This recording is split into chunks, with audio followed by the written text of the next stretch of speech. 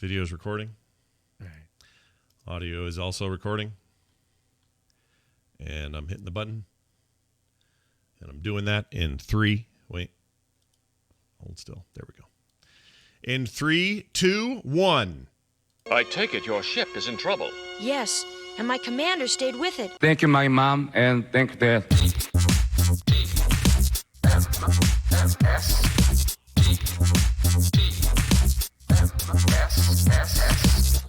The morning stream is brought to you by Frog Pants, because toad trousers doesn't flow as nicely.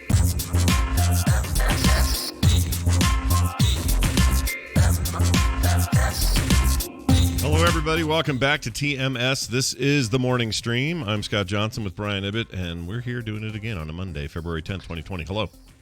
Hello. Yes, please listen carefully as our menu may have changed. It may have. Hey, that's funny you brought that up. Oh, really? Yeah, I got a thing to tell you about menus changing. So, Oh, wow. Okay. I'm at a McDonald's drive-thru the other day, getting a single spicy chicken sandwich, no fries, no drink, being good, sort of. Being good by going to McDonald's. Yeah. As good as you can be at a McDonald's. As good as you can be. We're in the drive-up, and I noticed, I don't know when they did this, and maybe it's been forever, and I don't go that often, so maybe it's a good sign that I don't see this very often, but their menus are like great big high-contrast screens now, like color screens. Oh, like their drive-through menu is? Yeah, or at least the one over here is. So when you go through it, it looks like a permanent menu, like it's been either a poster or stuff's been placed in it. Right, a printed thing. But then it changes Oh. when you're there, depending on the time of day, like it's breakfast stuff early and other stuff later. But also when you put your stuff in it like morphs into the like line item of what you bought and how much it's going to cost you, and it does the whole readout on this giant long form upside down TV. Cool. I was blown away by that. It was really nice. It was really good. And you know what really blew me away was the contrast on these things in the middle of the day with the sun shining on it. It was no different than a poster or a print or a non-LED freaking screen. Like, I don't know how they're doing that now. How are those screens doing that kind of contrast? I don't know. It's crazy. Yeah, why can't they make my tablet do that? Why can't they indeed? Yeah. Exactly. It's funny because, we both remember a time when somebody had to, some poor minimum wage worker had to go out there in the 20-degree weather and turn a little knob to change the breakfast menu to the lunch menu. Yeah, they don't have to do that now. Now they just flick a switch inside and they're good to go. Or I imagine it's even more automatic than that. It just does it automatically at a certain time of day. That's really cool. Yeah, it was really cool. And then one other quick recommendation, and then we're going to get to our annual Oscars rundown. Yeah, I know there's a few of you that don't want to hear it. I know. Uh-oh. Someone get rid of dong awareness. Geez. He's got a real serious... Dong awareness. Dong awareness 624 is... If yours looks like that, ask a doctor to take a look at it. ASCII your doctor what's right, if it's right for you. Jeez. Anyway, what was my point there? My point there was... We're going to say one more thing, and then we're going to talk about Oscars. But yes, and there's some people who don't want to hear about it, but it's fine. We do this every year since we started the show, so that's how it goes. All right, so a quick recommendation. If you're in the South Jordan / Draper area here in Salt Lake City, or in the greater Salt Lake area, you can and should, if you like Indian food. If you don't like Indian food, don't go here. But if you like Indian food, this brand new place opened up, and it is so good. It's called Saffron Circle, and it is the most amazing Indian food I've ever had. It was incredible Indian food, and I've had. And we're talking Eastern Indian food, not Native American food, but Eastern Indian food. Yeah. Like curries and all that stuff, naan and whatever. I've had plenty of Indian food in my day. Never had it like this. It was unbelievable. And the prices were good. They weren't like extravagant or anything. The place in there is so cool looking. They got hand-painted murals everywhere, and it's not cheap. Everything feels kind of modern in a weird way. Nicest people, and just legit food, man. Man, that food was good. The only thing that went wrong was this, our waiter, his zipper was down the entire time. That was the only thing. So.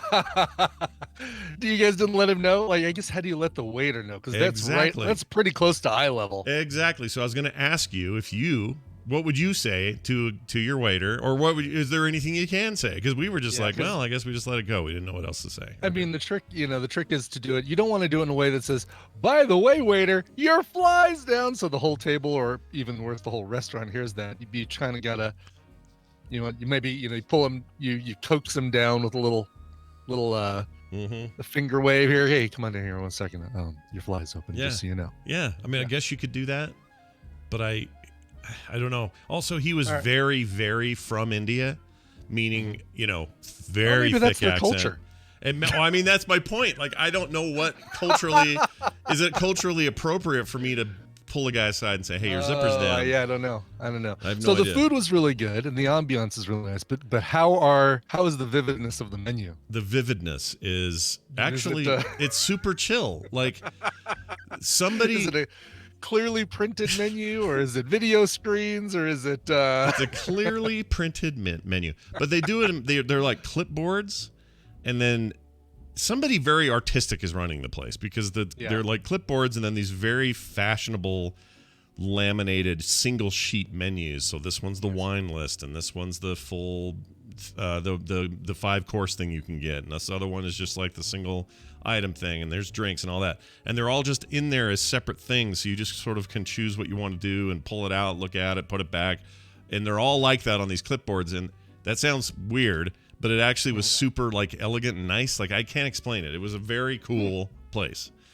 So highly recommend it. It was upstairs, downstairs, brand new everything, just beautiful flooring. Like, it's not some, I don't know how to compare it. It doesn't feel like some Bollywood nightmare hit you in the face. It's just a nice We actually had place. a great restaurant experience Saturday night. Took Tina out for her birthday dinner. This is with family and friends. And went to this, I think it's becoming my new favorite Italian place in Denver. It's called ASCII.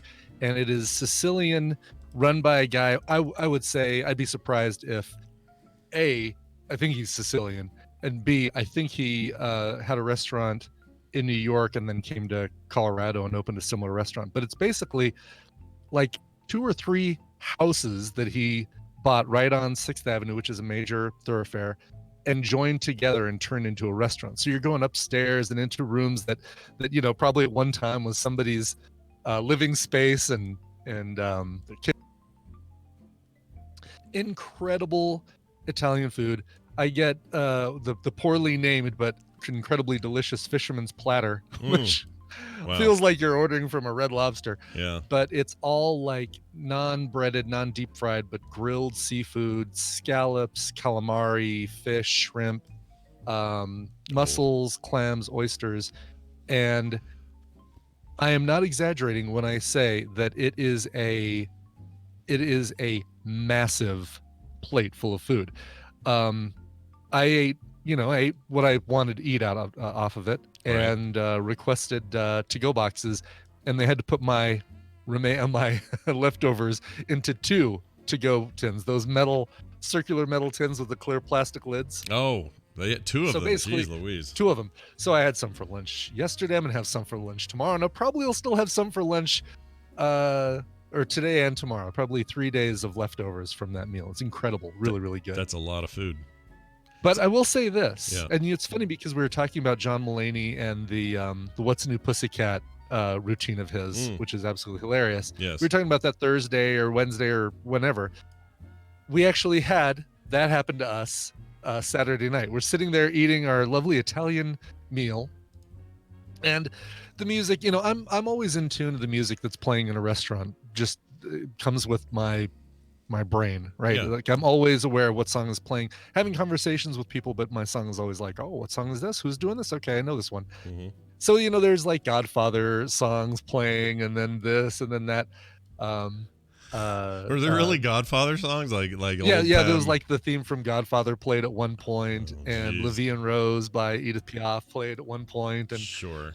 And then we hear theme from A Summer Place. Okay. This is the song that goes, it's an instrumental. Da da da da da da da da da. Oh, right. Yeah, I know the one. And that song ends, and then it starts right back up again. Da, Oh, no. da, da, da, da. Oh, no. And then that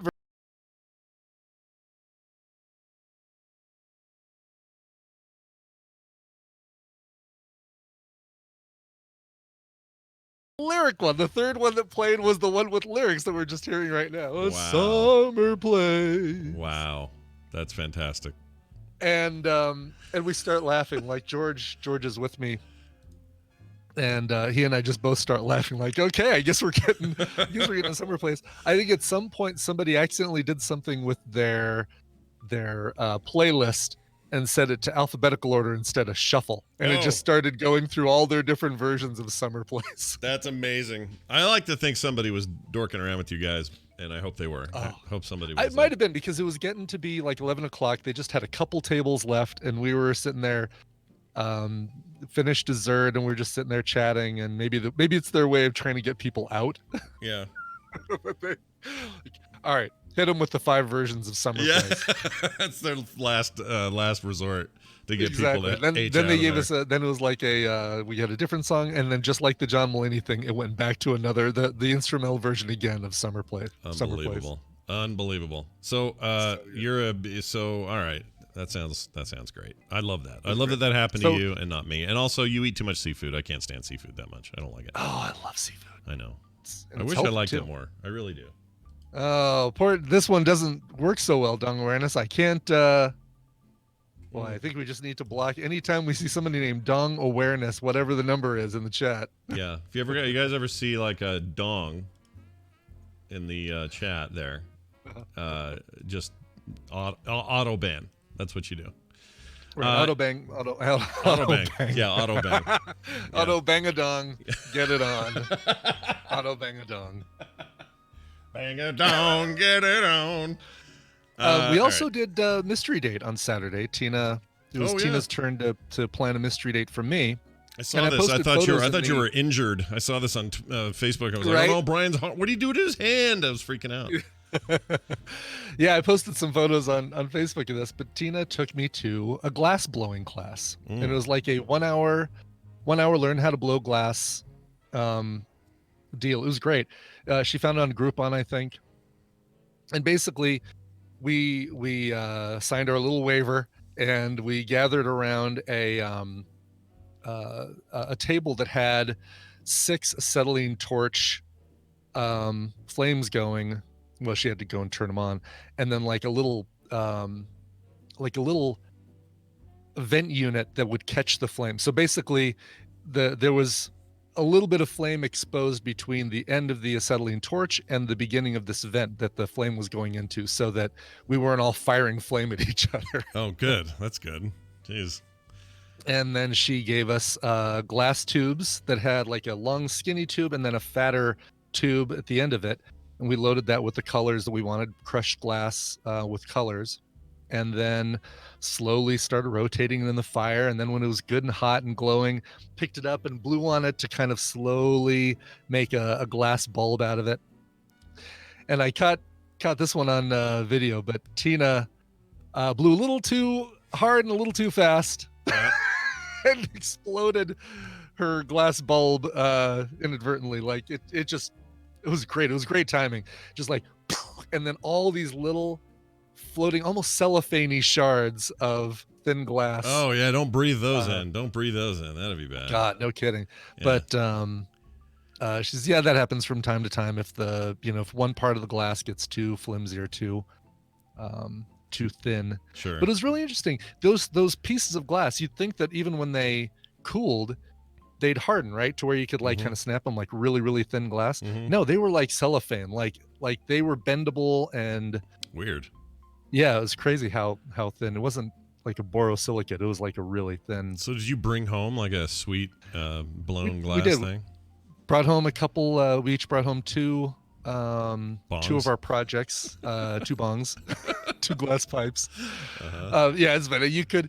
They weren't teaching how to make those, but it was clear that if you signed up for like a few 4-hour classes, you could sit there and just make bongs all day. Oh yeah, they'll take your money. They don't care. Yeah, exactly. It's Colorado too, man. We're ready for the recreational weed. They're ready. Oh yes, yeah. Bring it on. Sure. But so brought home a glass, like a sphere on the tube, and then a flower. Because once you if you decide you want to break the sphere open, you had tools that you could kind of bend and shape the glass while it was in the flame to make it a flower shape, and it was really cool. So we did one ball, one flower.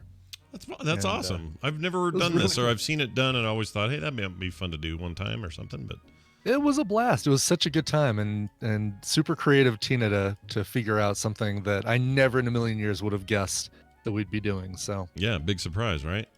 yeah, Nobody saw that coming. Lava tubes. They weren't like they're glass tubes. they weren't lava tubes. No, they get hot, but They're not like lava the internet. tubes. It was a series of tubes, just like the internet. Lava tubes. Awesome. Well, you know what time it is, Brian. It's time for this. Whoops. That's supposed to be back here. There you go. That's the one I was expecting. All right, we're going to do a quick wrap-up of who won at the Oscars last night. Yeah, boy, you know how it is, Scott, when you've got a movie that you really love that you've been telling people about ad nauseum for the past several months, and it ends up in the Best Picture nomination field, and then it wins. Yeah, Oh, no. I guess I know how that. Yeah, feels. you know how that Maybe- feels. Maybe you don't know. Maybe Yeah. you don't know how that. In 2015, I knew how that felt right up to the last second. And then I didn't know. But I know what should have won in 2015. Right. Anyway, it's a quick breakdown of what happened. So a bit of a surprise to a lot of people, including the odds makers. For sure. This would Parasite. have been one to bet on when we talked about betting on the Oscars. a Oh, few big weeks time. ago. People were not so convinced it would take the big prize, but Parasite, the big winner, walked away with it all. The big snub here is that outside of the Brad Pitt Best Supporting Actor win, Tarantino got nothing. Just nothing. Zippo. from Production anything. design as well, but that's. yeah, I that's missed it. that. Okay. All right. Yeah. I did. Couple Okay. ladies got So up there. A couple ladies got up there with like they looked like they were going to be doing an episode of Coffee Talk. It looked like It looked like Mike Myers, Linda Richmond getting up there. All right, well, we just want to talk about how production design happens, and yeah, I missed. So I should make an admission. I didn't see any of it. I followed it all on live blogs, but saw none of it. oh, gotcha, okay. So I missed like the Cats people with the Rebel Wilson. Yeah, and James what's his Corden name? and Rebel Wilson. Yeah, missed that. Missed all that. Ghost Rider's own Rebel Wilson. Yeah, just saw her. Just saw her in Ghost Rider. That's true. Anyway, so here's your list here. You got your Best Picture went to Parasite. First time in 92 years, the entirety of the competition that a foreign language film won Best Picture. It's never happened before. Best Director also went to Parasite's Bong Joon-ho, who seems like a riot. I want to hang around that guy. He's super cool. Like his acceptance speeches were great, and you could just tell he was just so. Oh, he's Gobsmacked on by the whole fire. He thing. was loving it. Yeah. His tribute to Scorsese was great, and all that stuff's great. Somebody asked him outside how he was able to come up with such a strange movie that's so hard for people to even describe to anyone. He says, because I'm an effing... What do you say? I'm an effing weirdo, he says in English, which is Did he great. really? Yeah. That's awesome. Also, I want to be his translator. She looks like she was having a ball. She was. Boy, talking about like she probably didn't think she was signing up to get up on the Oscar stage multiple times throughout the night to Yep. You got your Renee Zellweger for your best actress there. That deal. Yeah. Yeah. I mean, that's all right. It's fine. It's all right. I saw Judy and I thought she was good, but she didn't do anything that really took me away from saying, yeah, it's Renee Zellweger playing Judy Garland. There was never a time that we were watching and said, oh man, she's so much in the role that I forgot I was watching Renee Zellweger. Unlike Charlize Theron, who did such an amazing job in Bombshell, there were times that we really forgot we weren't watching Megyn Kelly. That, it seemed like Megyn Kelly was right there. Well, it would have been nice, but she's used to having an Oscar, Rob, after Mad Max Fury Road. She's used to it. She knows what's up. Actor in a leading role, Joaquin Phoenix for Joker. He got up there and talked about cows and semen and stuff, or wasn't that the deal? He talked about artificially inseminating cows and then taking calves away from their from the Oh, Cow that's what it Mothers. was. Yeah, he got up there and did a Yes. bunch of social justice stuff, which is He fine, I certainly guess. did. Yeah, you got to have at least one. You got to have at least one. Yeah, well done, Joaquin Phoenix. Then you got your actress in a supporting role went to Laura Dern. She seemed delightful. It's the best I could tell from, again, not watching it live. I was playing D&D when all this was going on. Oh, very cool. That's fun. 2 weeks in a row, I was playing. You know what? This would have been this is a good Oscars to just watch a video of the highlights, because there were, the James Corden Rebel Wilson thing was kind of funny. The Maya Rudolph Kristen Wiig announcement was funny.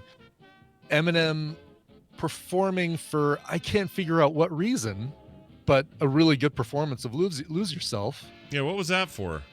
I don't know. They never said it's like, oh, it's the 20th anniversary of 8 Mile, or it's the, it's this or that.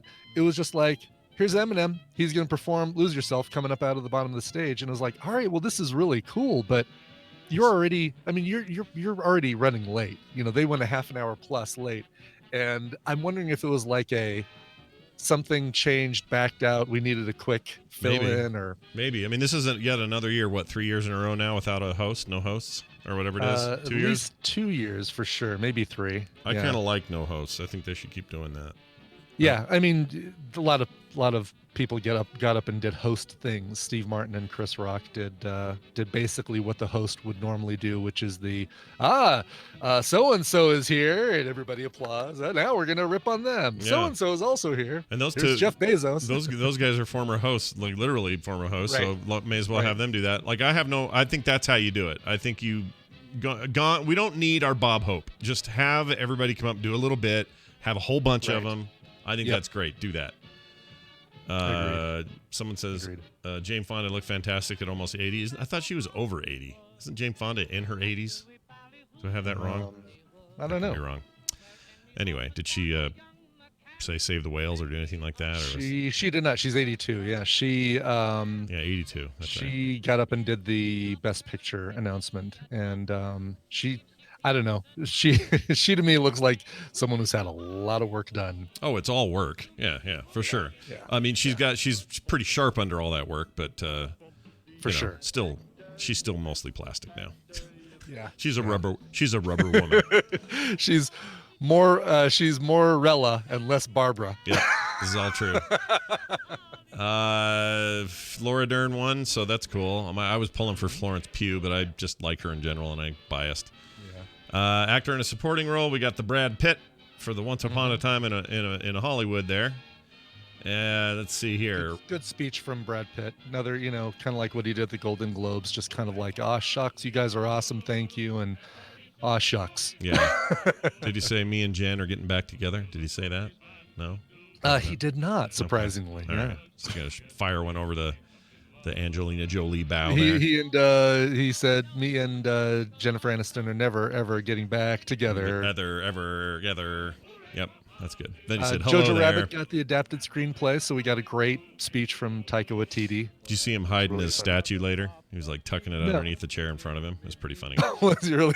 No, I didn't see that. It's like- Like, could you keep an eye on this for me while I go announce the? He didn't know where to put it. You could see it The on his face. schmuskers. You could see on his face. He was like, "I don't know where to put this," so he just tucks it under That's the seat in really front of him, funny. like you would on a plane or something. It was pretty great. I guess you got to do that. Like, you win early on the night. Brad Pitt was the first winner of the night. Then he has to keep getting up and applauding and standing ovations and stuff. And I guess you just kind of set it down on the floor on the seat, because you're not going to hold it under your armpit while you clap. Right. Right. You got to put it someplace, and if you don't have people for that, then stick it under the chair. And he strikes me as somebody who would not have people for that. So, Right. I love that guy. Animated feature went to Toy Story 4. I was pulling for Klaus, but that's because it's an underdog, and I probably had never had a chance to totally win, but I love that it was in this category. Yeah. How do you feel about Hair Love winning the animated short there? I think I might have even said it last week when I had these as my recommendals, the live action animated shorts. I thought Hair Love is probably going to be the one to win, and it did. I was pulling for Memorab, which was the French Alzheimer's. I told you, it was like, all right, you've got cancer, terminal illness, Alzheimer's, animal cruelty and abuse, and and then hair. Chinese forced abortions as the 5 movies for the animated shorts. Right. The happier one, I guess, or the one. The happier one won. Yeah. And then same with The Neighbor's Window. Out of all those, I really liked Nifta Football Club and Sorry a little bit more, but Neighbor's Window is a very accessible, easy to watch one. Is that the one you were telling me about? It's like Rear Window a little bit? Yep, that's exactly it. All right. And I think Shia LaBeouf called it The Neighbor's Widow. Oh. Which is kind of a spoiler. It is a little bit of a spoiler. Yeah, well done. Spoiler alert. Jeez, thanks, Shia. He was confused in his head, and then part of him said, "Just do it!" And so he did it. He just did it. Yeah. Let's see. Production design, Once Upon a Time in Hollywood. You're right about that one. Let's see. Costume design, Little Women. That makes sense. Your period piece always seems to get those. Documentary feature, American Factory.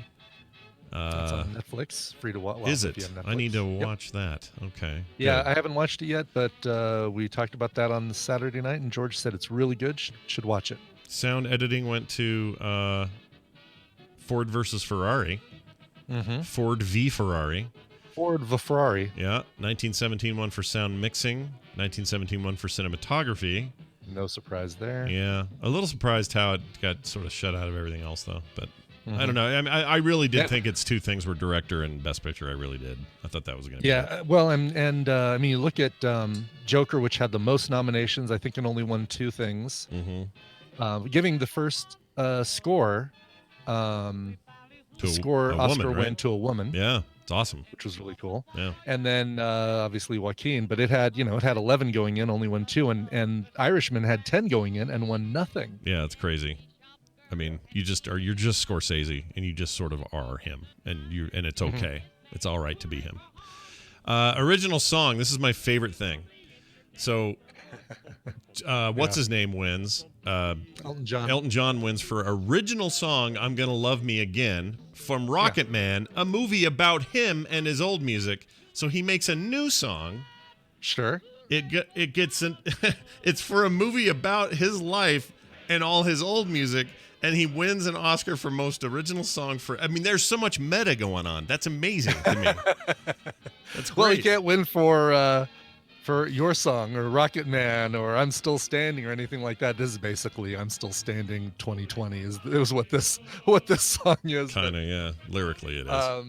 Yeah, but he looked like my mom. I mean, he looked like my mom standing there. Just put that out there. A little puffy, but a little slurry, like slurring a lot when he was doing his performance. It was weird. Oh, he performed? I didn't see any of that, so that's good. Yeah. It was good seeing Randy Newman perform. It was Cynthia Erivo's performance was really good. I didn't realize Chrissy Metz from This Is Us could sing, and apparently she sings for that Christian film Breakthrough about a kid who falls through the ice. Oh, is that that's what Breakthrough is. Yeah. Yeah, I don't want to see that movie. No. So they can market a movie as a Christian film. They ever market movies like, this is an agnostic film, or here's an atheist film for you. Well, I mean, if they could, maybe it's because everything else doesn't have an agenda like that, but I just feel like why not you just make a good story about a kid falling through the ice? You don't have to have a thing. Just come in. I feel like I'm being, I don't want to be pandered to. I don't want that. That's not what I want. I mean, I can't even imagine if you're like hardcore Christian dude, lady, whoever. Do you also like to be pandered to like that? Wouldn't you just rather, I don't know. Let's ask Kirk Cameron. Let's ask him. Let's get him on the phone. Well, there you go. Those are your big winners. And sounds generally like it was a pretty decent show. It was all right. I mean, it's it's fun when you're watching with a group of people. We have an Oscar party every year, and our friends come over, and I have ballots everybody fills out. And how'd you end up doing on the numbers? By the numbers, 16. I got 16 out of 24. I won the night. Not bad. Not bad at all. That's very good. Did you? I even went out on a limb and predicted Parasite to win Best Picture, even though everything was telling me it was going to be 1917. I'm like, I wanted Parasite to win so bad. I'm putting it as Best Picture. Did you jump up like a girl and just go wee when it won? I didn't know. All right, girls. I don't mean that in a negative way. Okay, you guys are just excited and it's great. I love watching it. Well done. Well done. Realized as I was saying it that I could be in trouble. All right. Yeah. Well, I think that's all well and good. There you go. I think that now we should probably give the world what they really want, which is free game codes if they win something, and a chance to hang out with Brian Dunaway, who is joining us shortly. If I can just get this to run. There we go. All right. Welcome this to the show.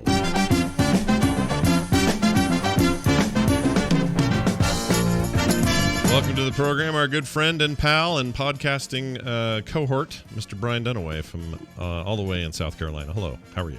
Oh, hi, Scott and Brian. Hello. Oh, hello, Brian. Such a jolly hello when you come on the show every time. It's always a jolly hello. Yeah, why is that? Because Mondays and Wednesdays are my favorite days of the week. See, how is that possible? Most people hate Hump Day, and most people hate Monday. How have you turned that around? Give us your advice. What's your life advice? Absolutely, because, well, partially because of this, and I love starting a new week because it's full of hope. Nothing has been dashed at that point. Like Fridays, I feel like, well, that was a rough one. Let's get out of here. Sure didn't accomplish as much as I wanted to this week. Yeah. Right. But Mondays are like, yeah, full of opportunity. And Wednesdays are pretty good, too, because it's like that's when you get your second wind. It's like, all right, we got this. How do you feel on Fridays? Think you feel pretty rotten on Fridays? Like, oh, well, this didn't go well. Like, I actually feel it's just according. It's like, dang it, I didn't get everything done. Now I'm always excited about, because it is the start of the weekend. So, That's true. I'm excited to get started on that. That's like later in the day. I'm not excited about Friday until like around 5 p.m. So that's kind of a late starter. Do you play that song? Everybody's looking forward. No. Weekend. I always play the just got paid Friday night. Wow. Party hopping. Wow. Oh, you don't do Friday I'm in Love by The Cure? That one's No, not I don't do that. That's not on Poor your old list? Did you guys know that Johnny Kemp died? Did we talk about that before? No. Who's that? Yeah, he drowned like in Jamaica under mysterious circumstances. Oh, that's not good. When this happened? Recently? 2015 or 2005. I can't remember. It's been a while. One of the It must fives. have been All right. probably 5. I don't remember that at all. Did just got paid. Wow. Yeah, you got paid. So somebody called and got nervous and hung up. So call back. Oh. Nothing to be nervous about. We're here. We're here to want to talk give to these people. I know. I want them to win. I want the nervous people to win just as much as the overly confident people. So call And now. trust me, you don't have to talk much. No, you No, hardly you have to just say a got to word. most of the time. That's the beauty of it. All right, we do have a caller. Let's find out who this is. Hi, welcome to the show. Who's this? Hey, this is Spencer, who actually hung up. My 11-month-old daughter is yelling in the background. So That's all right. You know what? Let me tell you something. That's what 11-month-old daughters are meant to do. It's only natural and right. So no stress or judgment here. That's awesome. Welcome to the show. It's good to have you here, Brian Ibbett. You're going to explain to him how this works and what he could win. That's exactly right. I'm going to give Scott and Brian a topic. They're going to go back and forth giving me answers that fit that topic. If one of them gives a wrong answer, repeated answer, or they hem and haw and take too long to come up with an answer, the win is going to go to the other player. Spencer, we're hiring you to predict who's going to come out on top based on the topic. Today, you're playing for a couple of Steam games, courtesy of Wesley, Desert Child and Graveyard Keeper. Ooh, that's a good one. I Oh, like Graveyard Keeper's awesome. Oh my gosh. Really? Yeah, that's Is it like the opposite of Animal Crossing? Like you're burying Kind of. animals in your backyard? No, that's funny you say that because it's kind of it's got a Stardew Valley Animal Crossing kind of vibe to it, except you are managing a graveyard.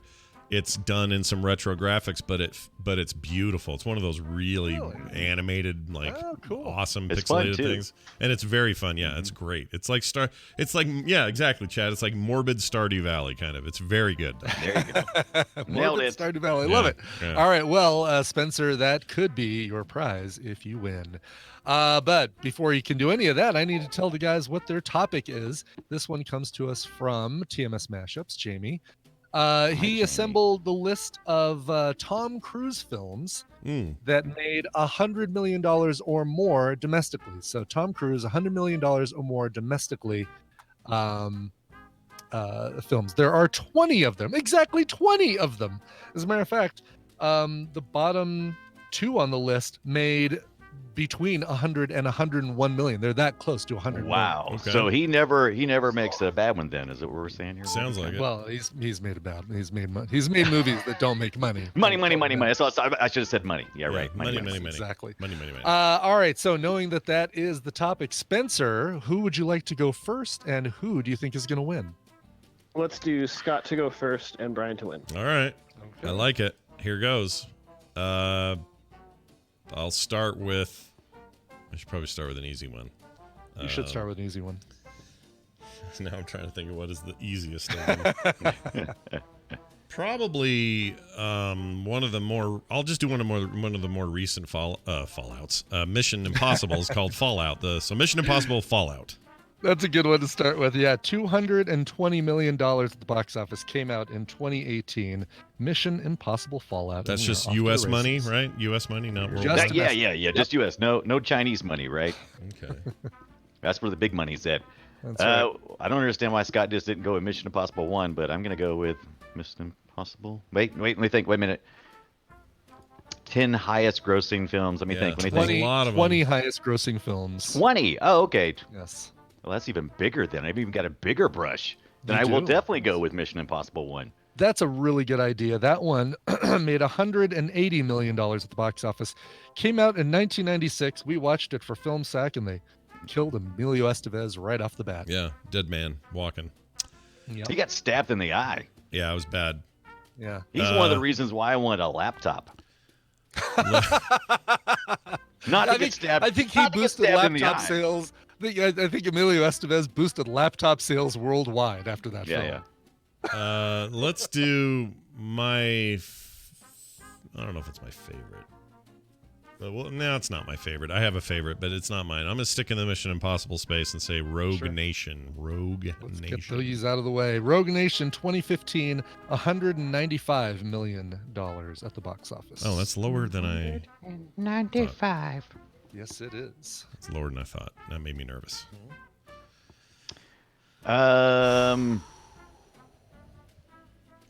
You know what Scott's doing? He's naming those Mission Impossible movies, and now we've mentioned 3, and he didn't call them by their number as well. He just called them by their names. And now I'm forgetting the first one he said. Yeah. Maybe. Maybe All right, it's so a I'm trick. gonna Maybe I'm it's gonna hop Maybelline. out of the Mission Impossible franchise. Okay. And go with War of the Worlds. Oh, War of the Worlds. $234 million, came out in 2005. That's a very good choice. By the way, Fallout and Rogue Nation, the one Scott mentioned, don't have numbers. There are no numbers in the titles. They just They Mission Impossible Rogue don't, Nation. but I Yes. always number them. Well, it doesn't matter. You get it wrong if you told me Mission Impossible 7. Yeah, then true I wouldn't story. give it to you. You True got to tell story. me the actual name. All right, War of the Worlds off the list. 234 million, 2005. Tropic. Just kidding. Let's do. I loved him in Tropic Thunder. It was an amazing. Me too. Little role. But it wasn't like a leading role at all. Let's go with the one that should have been the best one, but sadly wasn't. Mission Impossible 2. Mission Impossible 2 does have a number in the title. 2000, that one came out. $215 million it made at the box office. It's not too bad. All right, then I'm gonna go with Mission Impossible 3. Get it out of the way. 2006, the lowest. You made a good point once you said that about the number thing. Here's the irony. That's lowest, the lowest, but it is the best, man. Yeah, The best. $133 million, 2006. And Great there you go. movie. Mission Impossible Trace. Absolutely the best one they ever made. I'll fight anyone who says different. Let's fight. It was really good. All right. That was Dunaway, wasn't it? That was Dunaway. Back to you. Oh boy. Now I'm starting to get nervous. Nerves. Probably. It's not adjusted for inflation, is it? It is not. Okay. Oh, now you just scared me. Yeah. Oh, crap. Because there's a couple I could Because go the next to. the next ones I had. Yeah, that's where I'm at. I'm in that boat. Well, didn't I miss a? I think I missed a. Oh, the other one, Ghost something. Ghost. It had Hawkeyes in it. Oh shit. The one that was in Dubai, and he was like jumping off the biggest building in Dubai, and it was called Ghost something. Ghost Recon? No, that's a video game. Ghost in the Shell. Ghost Protocol. Protocol. Ghost Protocol is correct. You sure it's not Protocol? I prefer Protocol. Ghost Protocol came out in 2011, $209 million at the box office, and also a Mission Impossible Without a Number. You've named all the Mission Impossibles, so those are off the board now. Yeah, those are done, right? Yeah. Yep. Did we say Mission Impossible 1? We did, I guess. You did. Or yes. Dunaway did. Right. Dunaway did. Mm-mm. I did. Dunaway What? did it. You can't tell him that. Oh, good point. Well, he said it basically. Son and I of a- confirmed it. Well, now, Yeah, but Brian already said we did them all, so. So I can do that? I'll just go, how did he say Protocol? Did he say, I'm just confirming, Just confirming, yes. Oh, good point. Good point. All right, we'll do that. All right. I want to dip back in the old stuff, but since it's not adjusted for inflation, I'm a little bit nervous back there. And so I've been trying to think of. I mean, this is a couple years ago, but. Geez, did it make good in the U.S.? I know it didn't do good critically, but I think just about everybody went to see it. It was when he did The Mummy. So I'm gonna go with The Mummy. The Mummy, June 2017. That one came out and made $80 million. Oh, no! Dang it! Just missed it. That's just so close. Did you have another? Do you want to take another guess, Scott? Just to spike the ball. I want to. He said War of the Worlds. I wanted to say maybe the Last Samurai maybe is on there. And this was just box office take, right? This was an all-time right. income, It's just right? box just office, U.S. box office, correct? Right. Last Samurai, $111 million. Oh, I would have gotten it. So that one would have gotten it. So you could have also said A Few Good Men, Austin Powers, and Goldmember, Collateral. What? You want to talk about Austin that Powers? doesn't count. Okay. Why not? Why doesn't it count? He basically is Austin Powers in the movie within a movie of that film. Okay. I'll allow it. Yeah. Collateral, Edge of Tomorrow, Interview with the Vampire, Jerry Maguire, your favorite, Jerry Minority Maguire. Report. Oh, Minority Report's on that list. Dang Why it! didn't I say that? Rain Man, The Firm, Top Gun, $179 million for Top Gun. See, that was Tropic the one I was Thunder hesitant. was on the list. Oh, no You way, could've dude. said Oh man. That made $110 million. And squeaking in with $100 million, just barely above Vanilla Sky. Oh, wow. Oh really? Yep. Wow. 100,614,000 for Vanilla Sky. Well, the Like Mummy. I know a good bit of Tom Cruise movie trivia, but I didn't know the "Give Me Some Monies." That is wild. Yeah. And I still disagree with that Austin Powers one. I'm not going to let you. You're not letting that happen. Can't have it. Well, then you can't Can't let. have Then you should feel the same Movie way. that he appears in. You should feel the same way about Tropic Thunder then, because he's barely in that freaking thing. Mm-hmm. Well, that's I a do. bummer. I hate to say this, but Patrick, you sat there and kept your 11-month-old so quiet, but yet Spencer. Spencer. I'm what'd I say, sorry, Patrick? Spencer. Hey, yeah. Now I'm also sorry for calling you Patrick. How do you feel about this loss? You all right? You gonna be all right? Yeah, Okay. we're all good. I like it. Can I Look- officially be You called can not try Patrick again now? next time. Yes, chin up is what I would say. All right, well done. Well done, Dunaway. That was a lot of fun, and also I'm a little surprised by some of those.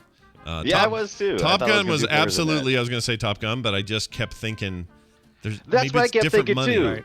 You know, Because different. I was like, that wasn't box office, because I mean, I'm sure it's made tons of money since then, but it stayed at the box office for a pretty good while. Well, it's But not then just that. inflation- It's just that, inflation. And if Brian wasn't accounting for that, I thought, well, I think new movies in like '87 weren't making that kind of cash, and I just couldn't remember. Yeah. But now we know. Far and Away only made $58 million. Somebody asked about that one. The So Jack what Reacher the Mummy- films haven't made. Oh, what the Mummy do in the world? Because World is $409 million. It did great overseas. great. 329 million international, right. but only 80 million here in the U.S. Dang it. They like when he runs. They like the running. Yeah. Legend, 15 million. Legend. Oh yeah, Legend. Legend's Even so cool. Magnolia, Taps didn't do very well. Rock of Ages, The Color of Money, only 52 million. Eyes Wide Shut, 55. Yeah. Days of Thunder, 82. Valkyrie, 83. Oblivion, 89. That's Something called Space Station that I don't remember. Don't know that at Came all. out in 2002. Space Station. How Oh, he was about he was the narrator. It looks like it was an IMAX film. How about that IMAX River's Edge documentary. movie? Or no, was it River's Edge? No, it was the what was the one where there was all the young actors in a movie together? Like Patrick Swayze was in it. The Outsiders? The Outsiders. How'd that do? 25 million. Oh, wow, it's not bad. Yeah. Not bad for how old that is. Well, I can tell I'm going to do today. I'm going to go down a big old rabbit hole of how much did this movie make Yeah. in the Right. U.S. War of the Worlds, the biggest domestic movie Oh, that he's really? had. Yeah. But Mission Impossible Fallout, the biggest worldwide. Okay. That's almost $1 billion, right? Worldwide, got to be. 787 Oh, okay. million. That's a lot of cash to spend. It is a lot of cash. Hold on, is that you could get that center tooth fixed? Is that the most recent one? See, Fallout is the most recent one. Yeah. Okay, that was very good. I liked Fallout a lot. I did too. Although, I don't think there's enough money to get that tooth straight because his whole skull would have to shift over a notch, wouldn't it? They just have to knock out all of his teeth and then re-glue them in place. Oh my gosh! If I've learned anything, he can easily just put a mask on it. It's all right. If only he would have done that in a film that we could reference. Yeah. That's if only. All right. Well, Dunaway, it's been a pleasure. Now, today at 3:30 Mountain Time, Brian and I are going to get back together and do the Boop Show. That's today at 3:30 Mountain at frogpants.tv.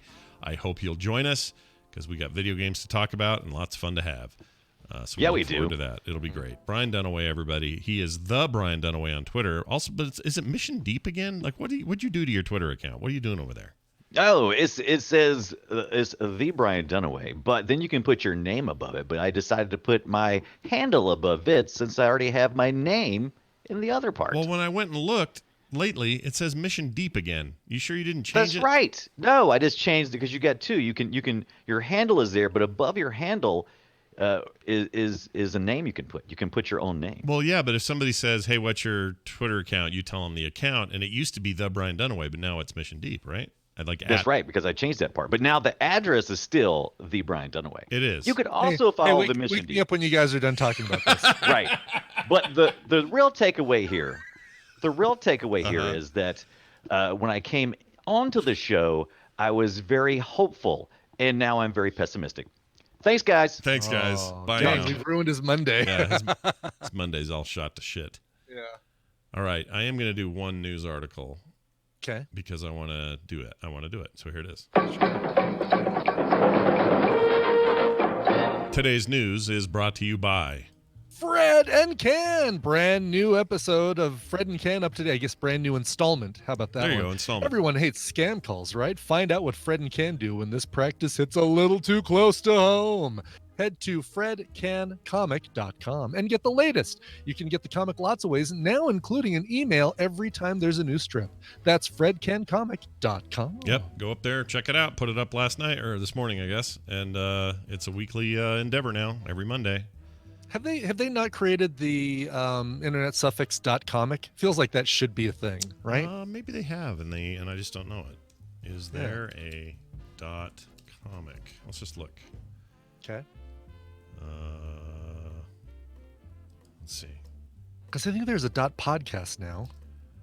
I wonder if there's if anything, there's a .comic or there's a comic.comic, right? It's got to exist. Comic.comic? Yeah. Yeah, I would think. All right. Apparently, no. Oh, all right. Well, we need .comic. to petition call your congressman and have them add a .comic. Oh man, if they do that, I want to be there day one and get some stuff. No kidding, right? I want to do that. Like we're gonna be like ready to hit the enter button. Spider-Man.comic, Batman.comic. You think they'll ever do like a .podcast? That could be a thing too. That'd be I cool. thought they did do a .podcast. Did they? Maybe not. Maybe. They Yeah. did. Now I'm looking that up. Hold on. Yeah. .podcast maybe, domain. Well, maybe not. No. And I guess not. I thought that they did, but I guess I am not seeing it. They have a lot of weird ones. I don't know why they don't have that. Mm-hmm. All right. Check this story out. A man found guilty of smuggling 50 million euros worth of live eels out of the UK. Ooh, jeez. Or is that pounds? I think it's pounds in the UK, yeah. But is that the symbol for pounds? That's the symbol for pounds. Euros is the like a right, with the lines through it. Yep, I never remember which is which for some reason. Anyway, seafood salesman. Hey, Brian, you like seafood. You'll like this story. I do like seafood. The seafood salesman has been found guilty of smuggling more than 53 million pounds worth of endangered live eels out of the UK. Gilbert. I really hope he put them in his pants. I do too. Gilbert, all the best burglars put them in their pants. His name is Gilbert Koo. He's 66, and he transported the rare Elvers. Elvers? Okay. Elvers. Huh. Sure. From London to Hong Kong, hidden underneath other fish. He put them under other fish. Ah. Yeah. Between 2015 and 2017. That's the what's the game with the Assassin's Creed. So that's like when you're traveling in a big group to hide from the bad guys. Yeah. You walk between other Italians. Yeah, other Italians. They'll never find you. Oh right. Man, that Brotherhood multiplayer mode was so much fun. I loved that. Now you're reminding me how much I like that. Anyways, found guilty on 3 counts of failure to notify the movement of animals and 3 counts of evasion of prohibition or restriction on the export of goods at Southwark Crown Court. Yes, Southwark Crown Court. Philip! The Crown Prosecution Service, or the CPS, has smuggled more than 5 million elvers. That's a weird name. Over a 2-year period with an estimated retail value of more than 53 million pounds in Asia, East Asia. I've never heard that term, elvers. Never in my life. Yeah. Eels, plural for eels is, for a bunch of eels is elvers. Yeah. I'm trying to see if like elvers is like a pregnant. Oh, baby eels are elvers. Oh, okay. Huh. Oh, I've never heard that. Elvers. Chu from Chessington in Surrey kept the live eels imported from countries within the EU in a barn in Gloucestershire before repackaging them to be exported to Asia. Huh. We had quite the crime spree last night. Oh. In Castle Rock, which was south of Denver, halfway between Denver and Colorado Springs. Apparently, during the day, somebody disguised themselves as a security guy and went into 5 different restaurants: Chili's, some fish taco place, Tokyo Joe's, like all these chains, and asked to check their security system, make sure everything was working and up and running. And while he was in there, he disabled the alarms, disabled the cameras, and then they just went back in the middle of the night and cleaned all 4 of these places out. They apparently couldn't get into the Chili's, but they tried. Oh wow, that's crazy. That's an intense heisty story. That is like movie plot heist. Yeah, that's not just like bumbling idiots trying to take the cash register money. Smash and grab. No, that's like I would check. Maybe George Clooney was behind this whole thing. He might have been. Yeah, Danny Ocean. His deal. Danny Ocean's at it again.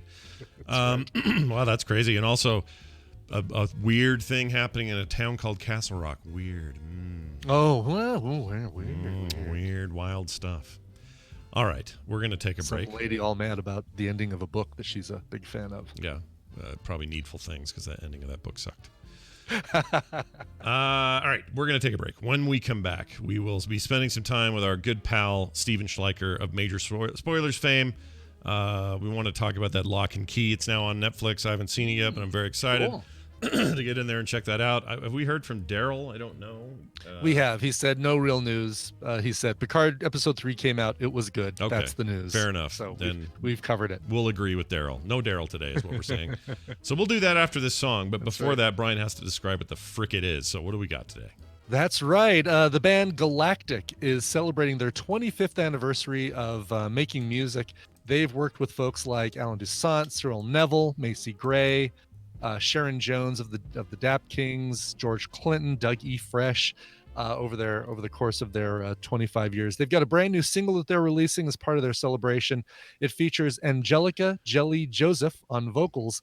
Here is Galactic and the brand new song "Float Up." It's not a real name, is it? Jelly Galactic. Angelica Jelly Joseph. It's in quotes, like that's her nickname. We call her Jelly. Okay. Well, short for Angelica. I'm jelly of her name. Here we go. Enjoy this. We'll be right back. So your mission was to destroy the meteor before it hit Earth? Exactly. A giant, hairy scorpion.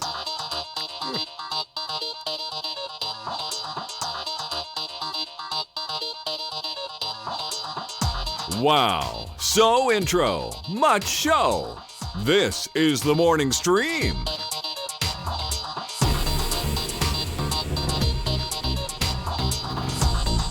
right, some of you are probably wondering what this thing is around my neck. Here, do you see this, Brian?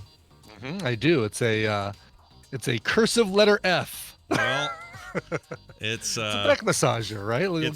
It's called the Theracane, and the idea is it uses leverage, all right, like all the stuff you learned in Phoenix in physics, your physics class.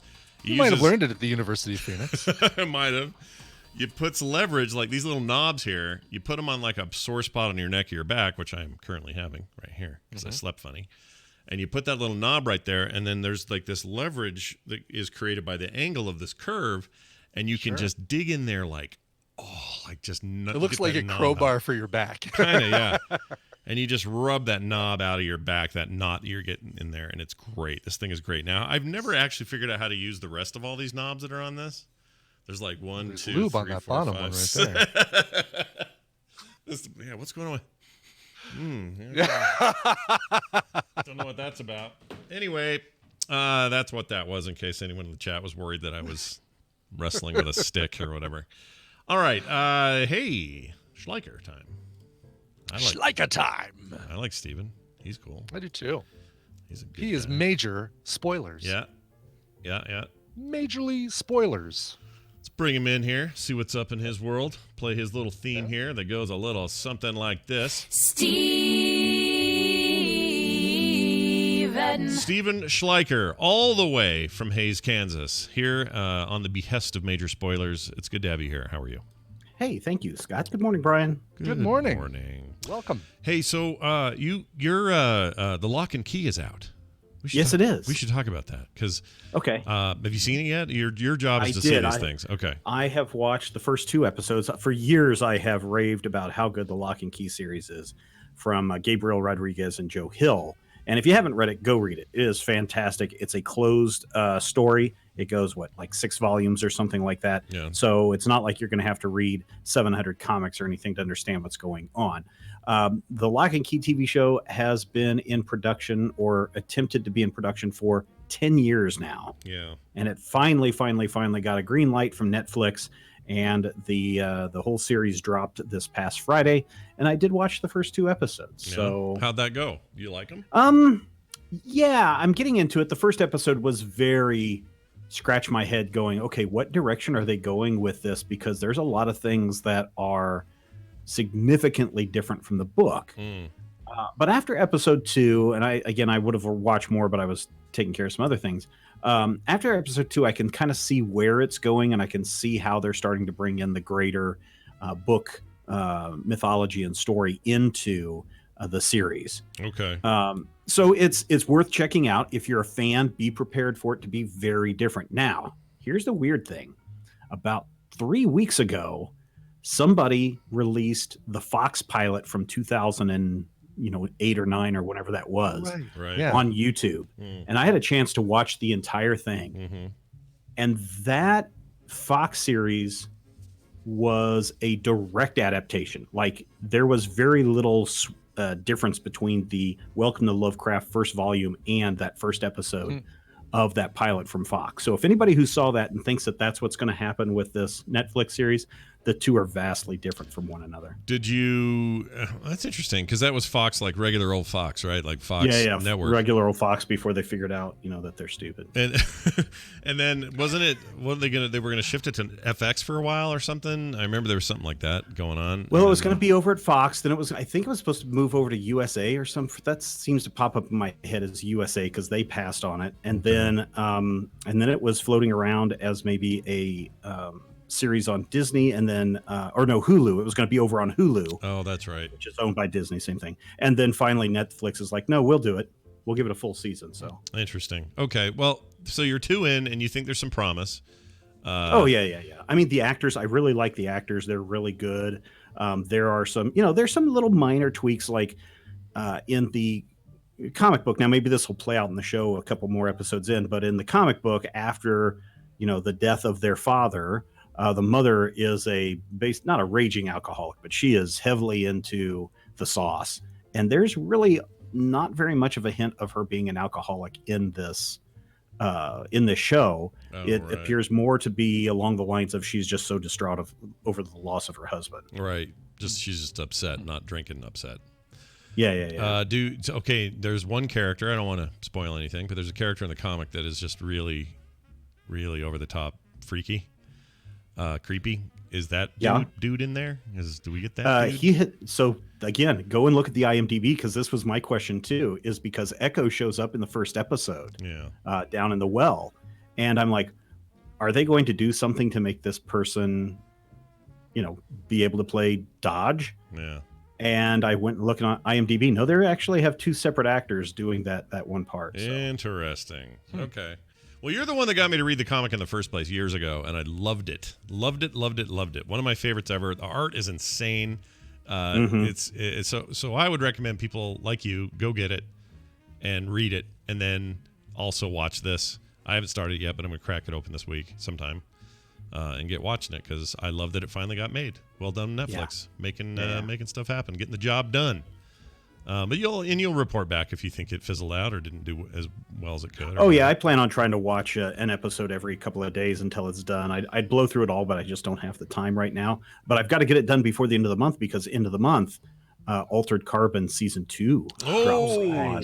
Yeah. So no Joel Kinnaman though this season, right? Somebody else. No, they just announced who, and I forgot who the actor was. I saw it just the other day that they revealed the first shots of our main character in his new sleeve. But, I was gonna say it's just a new, so it's the same character, new sleeve, right? Yeah. That's a clever way of doing it. Yeah. Anthony Mackie. That's right. Wow. Okay. Yeah. Anthony Mackie. You got me. Yeah, with that's Falcon awesome. action. Really? Yeah. Oh, that's great. Oh no, that's I like that. That's some cool casting. I'm very excited about that. Get our little Blade Runner taste on. I like that.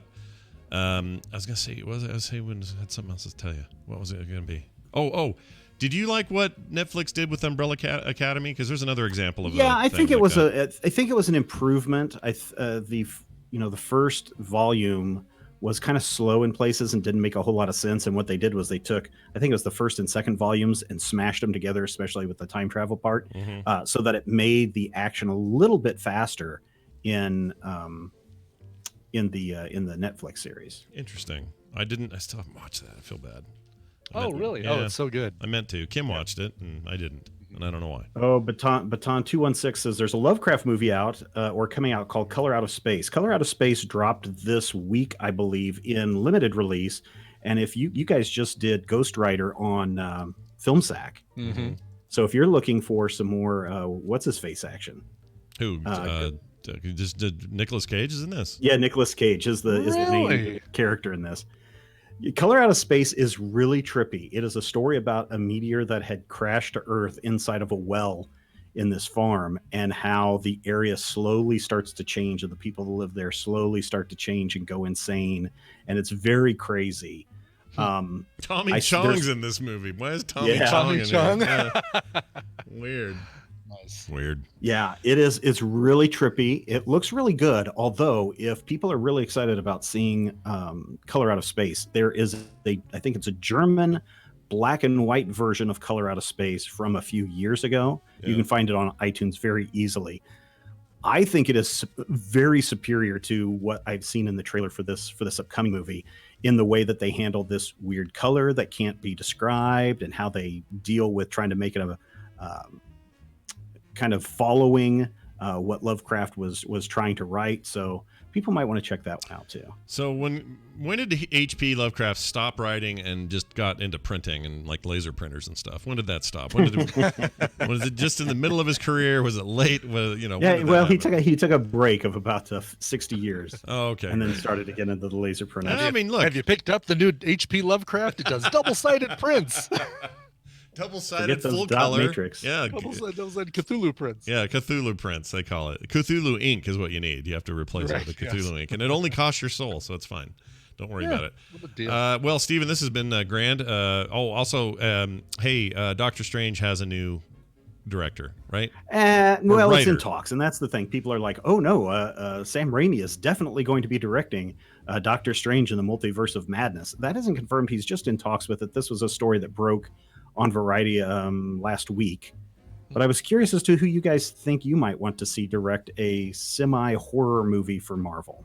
I mean, I don't think I want Sam Raimi to do it, and I don't How know come? why I feel that way. Oh, really? I think I still have. He's got his roots good in with horror, weird- right? Yeah, he's Yeah. got his good, like the weird dead. Evil What's the Dead. Bruce Campbell Yeah, thing? Evil Dead. Evil Dead. Army of Yeah, I Darkness, mean that sort of thing is kind of fun horror, and I think that would probably fit well with the current Marvel style of.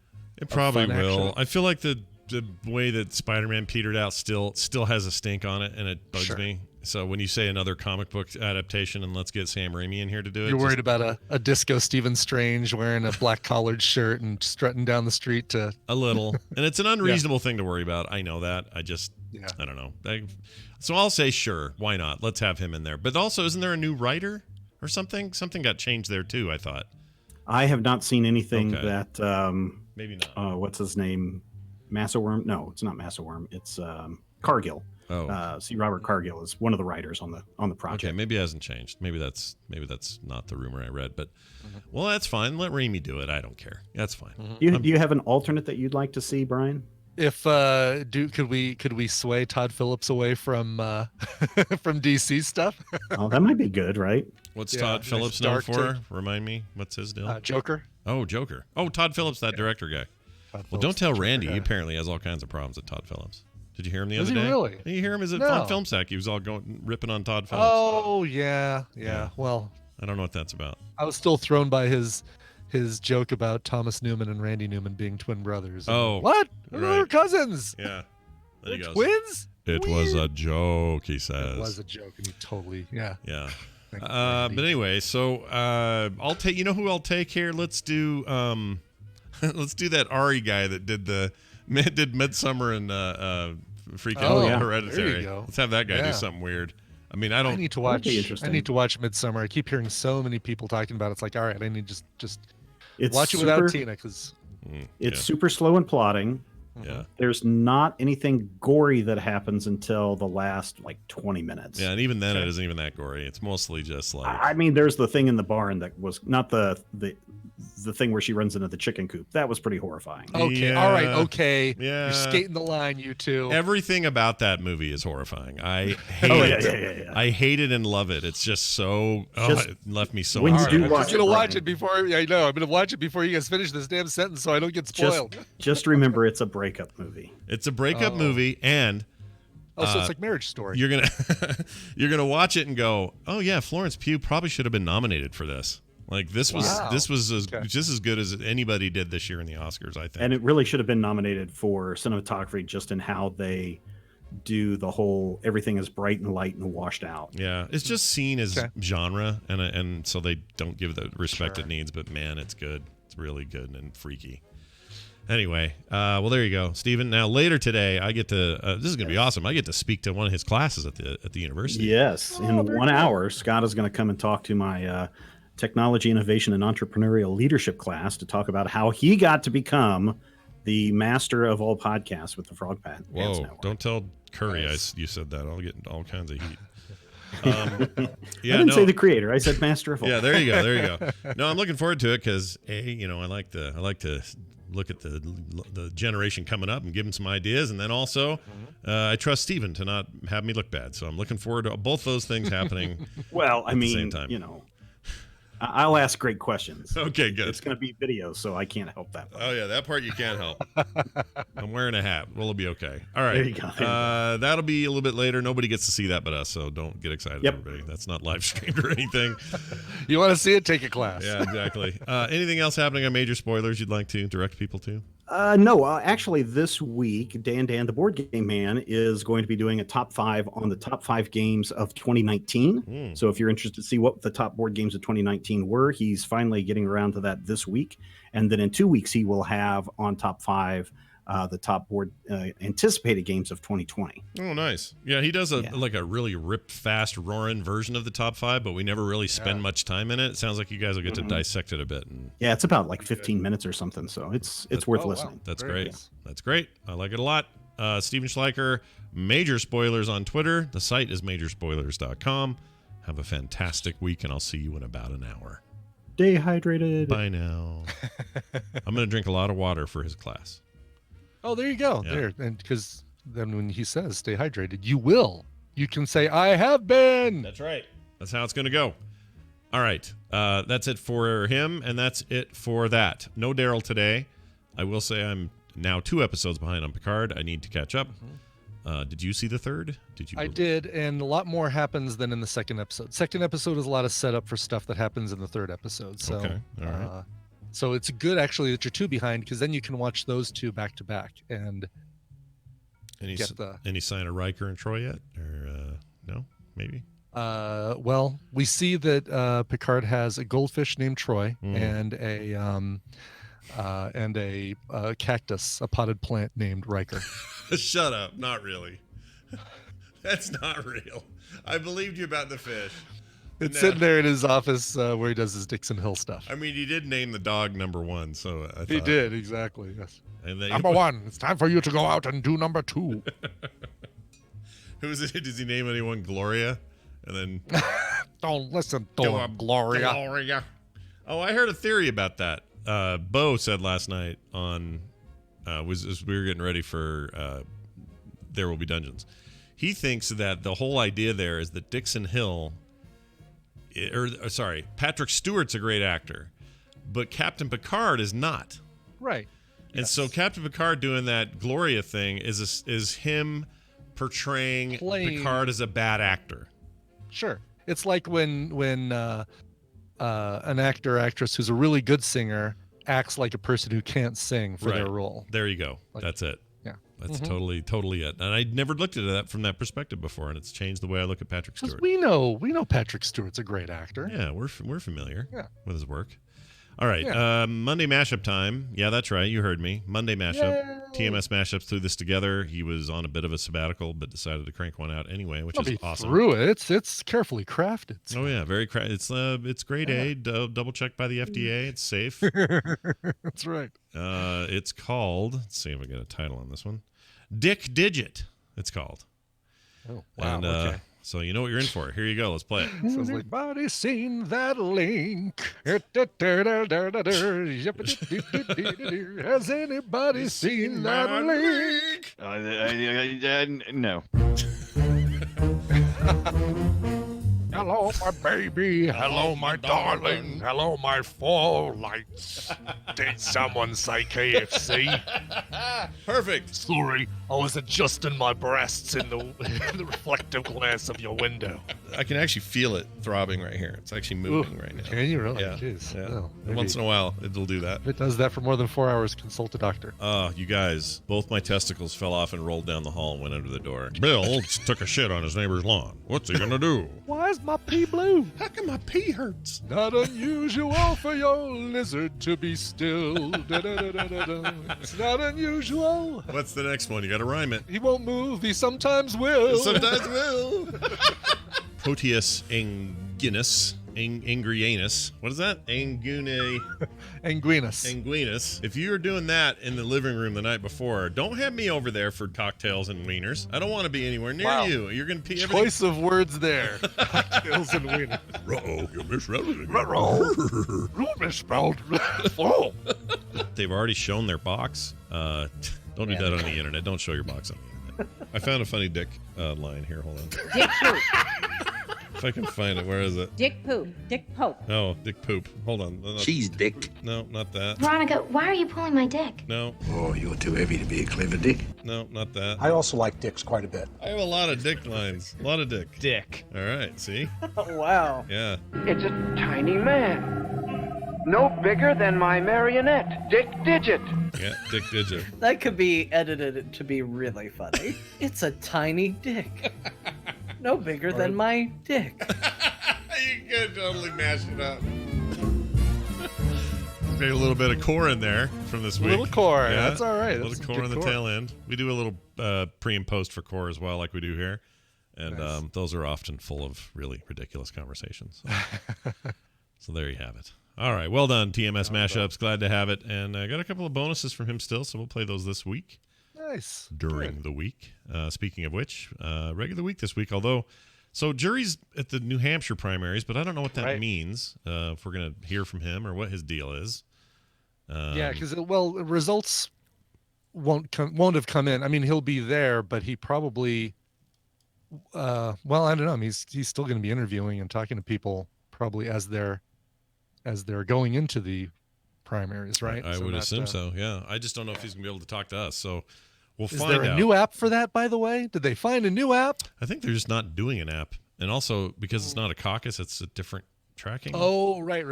Primaries, I don't actually know what they're going to do over there. But I know that, like Nevada said, we're not doing the app. New Hampshire. They had app plans in Nevada, and they're not doing that now. So, yeah. I mean, the way I would look at that thing is like anything. It's just a little too early for prime time for that thing. You got to do better testing and load testing and all the other stuff.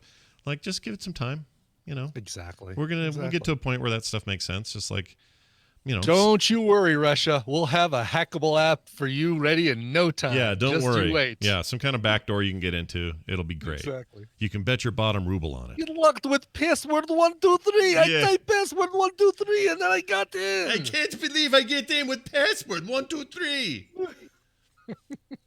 That's it for the show. Hey, reminder. We're brought to you by you, fine folks, at patreon.com/TMS. If you're not already a supporter, hop in there and get one. You get a bonus episode a week that nobody else gets. You also get, I don't know what Paul has to do with this.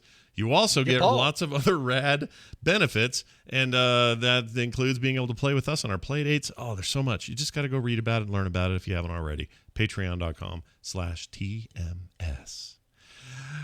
Frogpants.com/TMS for everything else. You can find Jamie over at TMS Mashup, so do check him out. You can find us at Morning Stream, Scott Johnson and Coverville, all on Twitter. And leave us your voicemails. We love hearing from you. themorningstream@gmail.com. That's going to do it. Oh, and do check out today's Fred and Ken. I think it's a good one. It is very good. And a reunion episode of America's Next Top Podcaster Season 2 going up today, so you can hear what everybody's been up to since the end of the season. Nice. All right, play a song. You have one? I do. Andrew wrote in some sad news. Greetings, Scorched and Bjorked. By the way, there was a Icelandic woman who won for... Oh, it was the woman who won for the music of Joker, the score. And she sounded just like Bjork. So I think everybody from Iceland must sound like Bjork. Did she go... And a little egg fell out of her swan dress. Great. Andrew wrote in, greetings, Scorched and Bjorked. On February 9th, 2019, my father passed away. He would have loved the songs you've chosen in the past. If you could play a cover of the Bee Gees, it would be greatly appreciated. I love you, Dad, and miss you every day. Signed, Andrew. Goes by Demindrin when I'm able to get into the chat. Oh, I've seen his name in there before. I'm so sorry to hear that. Yeah, it's tough, especially anniversaries like this. So hopefully you hear this song and makes you think of his I guess love for the Bee Gees. So I try and find something. There's a lot of Bee Gees covers that are kind of like the slow "How Deep Is Your Love" and Saturday Night Fever, or not Saturday Night Fever, but Night Fever and Staying Alive are kind of overplayed. So I kind of wanted to go with something a little bit more rock ready. This is rock ready for sure. This is a band called Cell Dweller. They really turn up the rock to 11 on this one. It's their cover of the Bee Gees' Tragedy. Here is Cell Dweller. This show is part of the Frog Pants Network. Get more shows like this at frogpants.com. The Sega Genesis has blast processing. Super Nintendo doesn't. Oh, one of the great blast lies. Processing. One of the great lies of our lives. Yeah, blast processing. Oh, whoa. That blast processing sure sounds really cool. Yeah. I think that's what I want. Complete and utter garbage. They lied to it.